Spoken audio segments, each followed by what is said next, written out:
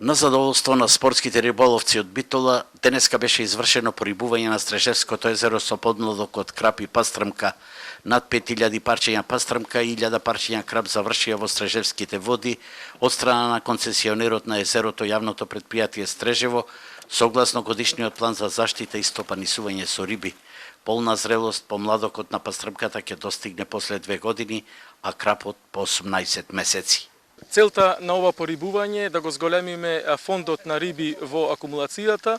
Имаме одлична соработка со спортско-риболовните друштва, како и со останатите спортски риболовци. Целта на ова порибување покрај законската обврска е да имаме што повеќе рибари кои што спортски ќе ловат, а целта е тоа да допринеси за заштита на акумулацијата од рибокраци и секако да заштита на езерото, на езерските води и секако на рибниот фонд.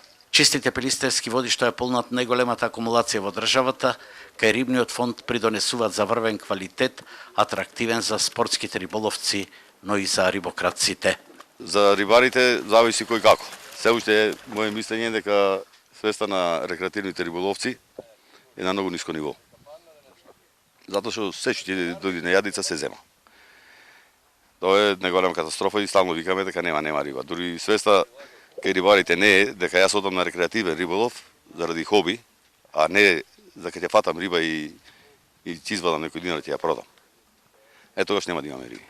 Инако јавното предпријатие Стрежево, користејќи ги пелистерските води, во рибникот под браната произведува консумна пастрмка со годишно количество од над 50 тони, кое однапред е распродадено како ексклузивен производ.